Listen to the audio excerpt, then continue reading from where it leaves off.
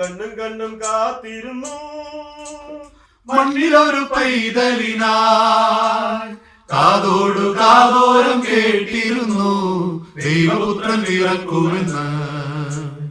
കണ്ണും കണ്ണും കണ്ണും കണ്ണും കാത്തിരുന്നു.